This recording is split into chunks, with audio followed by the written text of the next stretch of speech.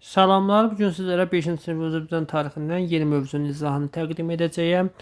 Gəlin başlayaq izaha. Mövzumuz belədir: elm və siyasət yürüdən alimlər. Cəmiyyəti idarə edən və qoruyan dövlətdir. Deməli, dövlət nə idi? Cəmiyyəti deməli qoruyan kimdir? Dövlətdir. Dövlətin inkişafı xalqın rifahı onu idarə edənlərdən asılıdır. Deməli, dövlətin inkişafı xalqın rifahının yaxşı olması onun nədən asılıdır? Deməli, dövləti idarə edənlərdən asılıdır. Dövlətin halını siz təsəvvür etmək mümkün deyil. Hər qədim dövrlərdən hər bir dövlət başçısı dövlət idarə etməsində alimlərin, savadlı adamların köməyindən istifadə edirdilər. Nəsrəddin Tusi, Fəzlullah Rəşiyyəddin deməli, dövlətin idarə edilməsində yaxından iştirak edən Azərbaycanlı alimlərdir. Hələ qədim dövrlərdən deməli hökmdarlar, şahlar dövlətin idarə edilməsində, yaxşı şəkildə idarə edilməsində alimlərdən, savadlı şəxslərdən məsləhətlər alırdılar, kömək alırdılar. Bu alimlərdən də deməli Nəsrəddin Tusi, Fəzlullah Rəşiyyəddin qeyd etmək olar ki, onlar dövlətin idarə edilməsində hökmdarlara kömək etmişdi. Yaxından kömək etmiş, dövlətin idarə edilməsində iştirak etmişdilər. Nəsrəddin Tusi elmin günəşi adlandıran Nəsrəddin Tusi, deməli, Nəsrəddin Tusi necə adlandırırlar? Elmin günəşi adlandırırlar. 1201-ci ildə Tuz şəhərində anadan olmuş. Demək, nə zaman anadan olub? 1201-ci ildə. Necə adlandırırlar? Elmin günəşi adlandırırlar. Bunu yadımızda saxlayırıq. İlk təhsilini atasından və dayısından almışdı. Sonra Xorasanda elmin müxtəlif sahələrini dərindən öyrənmiş, birinci şəxs kimi məşhurlaşmışdı. Deməli, ilk təhsilini dayısından, atasından alır. Daha sonra Xorasanda savadlı birinci şəxs kimi deməli məşhurlaşır, elmin müxtəlif sahələrini dərindən öyrənir. Hələ gənc yaşlarından o bir sıra hökmdarların diqqətini cəlb etmişdi. Hülakü xan Nəsrəddin Tusinin özünə şəxsi məsləhətçi götürmüşdür. Alim Hülakülər dövlətində məsləhətçi yəni olur. Deməli, Hülakülər dövlətdə Monqolların yaratdığı, Azərbaycanda yaratdığı dövlətdən biri Hülakülər adlanırdı. Yəni deməli, Hülakülər nə idi? Monqolların Azərbaycanda yaratdığı dövlət idi. Bu dövlət deməli Hülakü xanın adından Hülakülər və yaxud da Elxanilər adlandırılırdı ki, həmin Nəsrəddin Tusi də Hülakü xanın, yəni Hülakülər dövlətinin hökmdarı Hülakü xanın məsləhətçisi olmuşdur. Deməli, daha sonra digər hissələrin izahına baxaq. Deməli,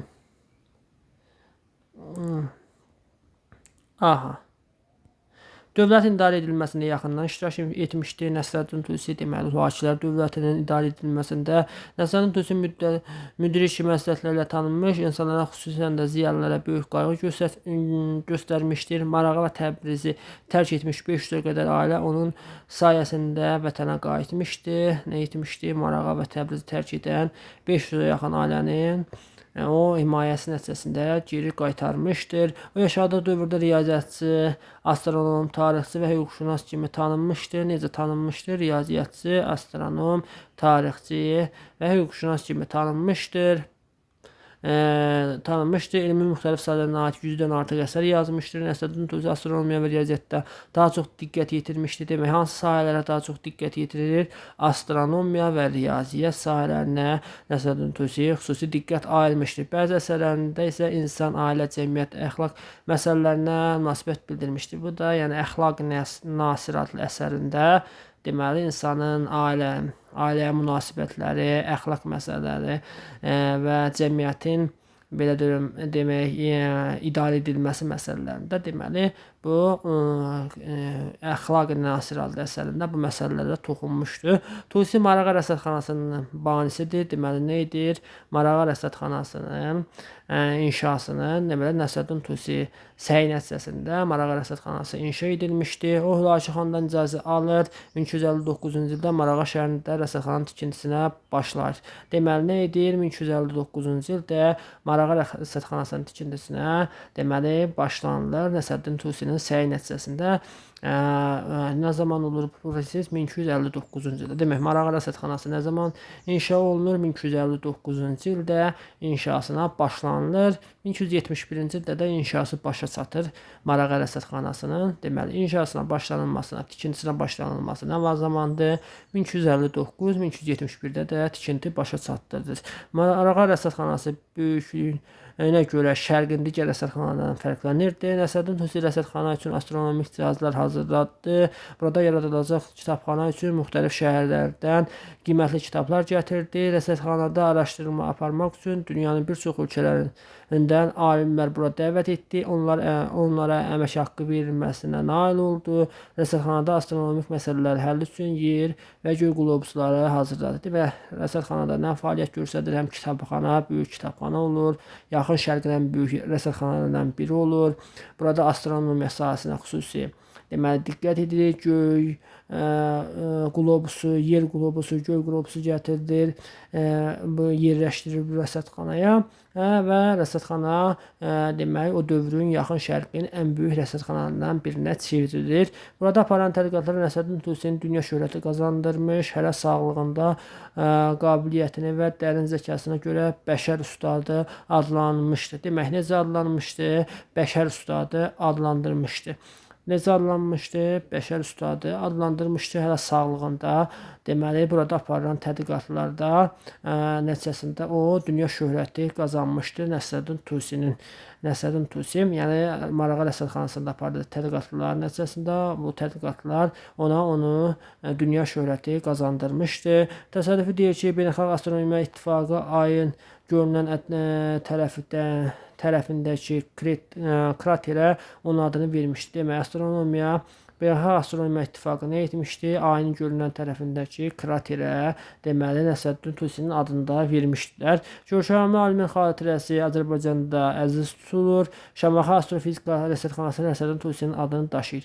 Demək, Azərbaycanda da onun adı əziz tutulur və bu Şamaxı Astrofizika Rəsədxanası Nəsrəddin Tusinin adını daşıyır. Demək, Şamaxıda inşa edilmiş Astrofizika Rəsədxanası da kimin adını daşıyır? Nəsrəddin Tusinin adını daşıyır. Adına küçə salınmışdır. Deməli, həmçinin adına küçə salınmışdır. Bunu da yadımızda saxlarıq. Yəni, Şamaxı Astrofizika Rəsədxanası kimin adını daşıyır? Nəsrəddin Tusinin adını daşıyır. Hal-hazırda fəaliyyət göstərən bu rəsədxana.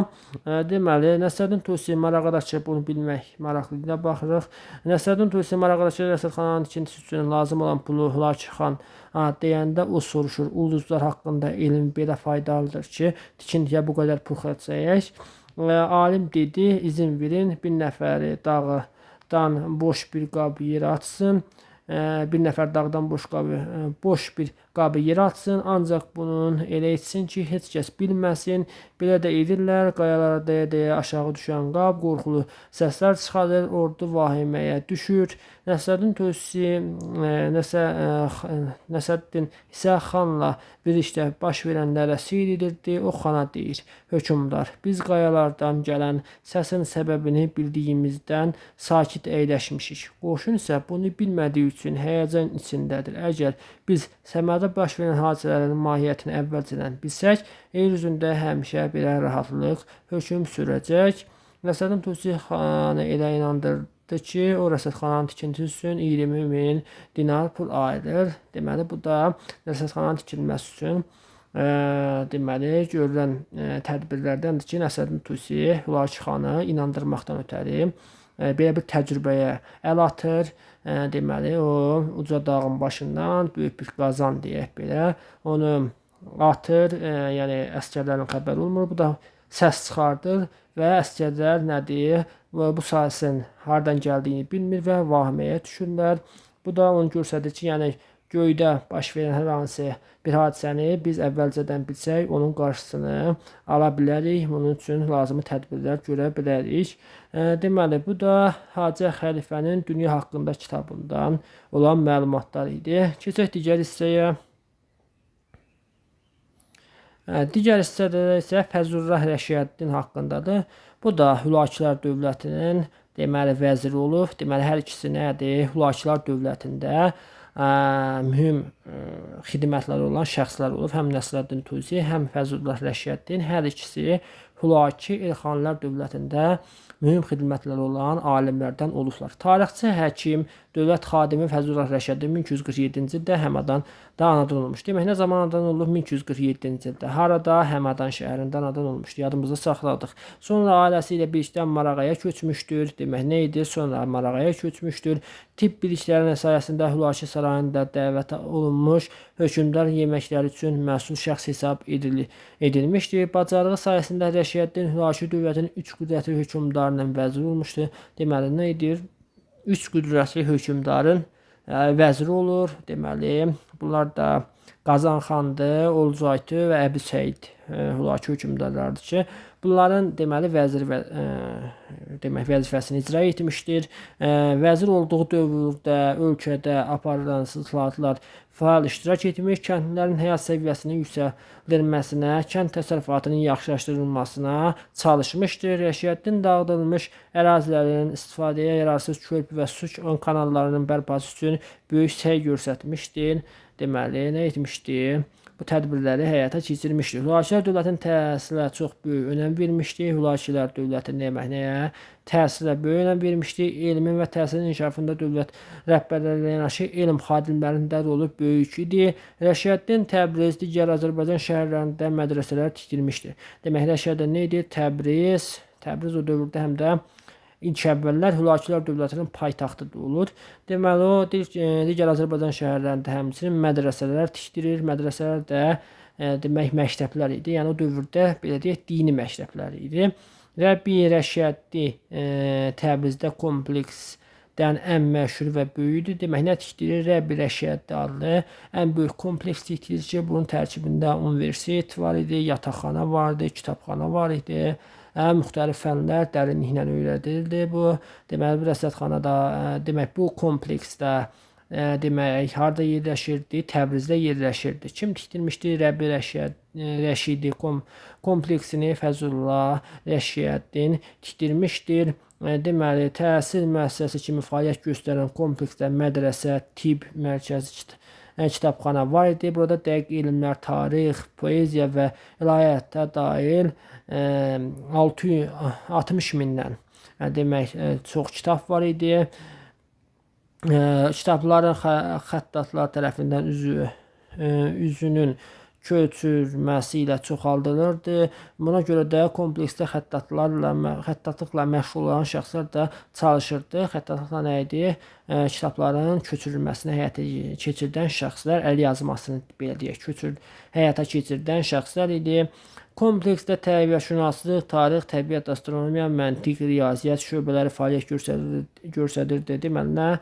Təbiətşünaslıq, tarix, astronomiya, məntiq, riyaziyyat şöbələri fəaliyyət göstərirdi. Burada yerli tələbələrlə yanaşı,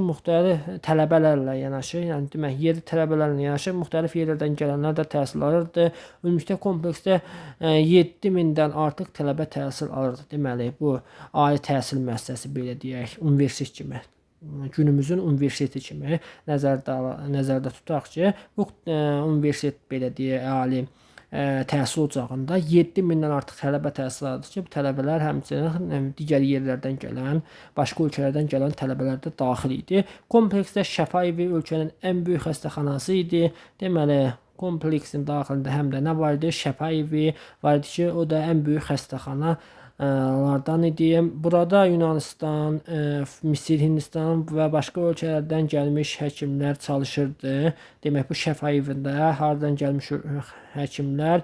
Yunanistan, Misir və Hindistandan gəlmiş həkimlər çalışırdı. Tibb fakültəsində tələbələrə təbabətin sirlərini öyrədilirdi. Təhsil 5 il ərzində davam edirdi. Təhsil müddəti başa çatdıqdan sonra məzunlar 1 il ərzində Şəfa evindəki xəstələri müalicə etməli, nəzəri bilikləri təcrübədən tətbiq etməli. Demək, təhsil müddəti 5 il idi. Bir də bir növ praktika kimi idi də. Yəni, burada Şəfa evində təcrübə keçirdilər. Yəni, müalicə etməli, xəstələri müalicə etməli və bilikləri təcrübə ilə tətbiq etməli. Yəni, öyrəndiklərini təcrübə yolu ilə tətbiq etməli idilər. Azərbaycanın elmlə siyasət yürüdən alimlərin adlarını qızıl hərflərlə tarixə yazmağı bacarmışdı. Demək, elmlə siyasət yürüdən alimlərin adları qızıl hərflə tarixə yazılmışdı. Azərbaycanda bu cür alimlər daha sonra belə deyək.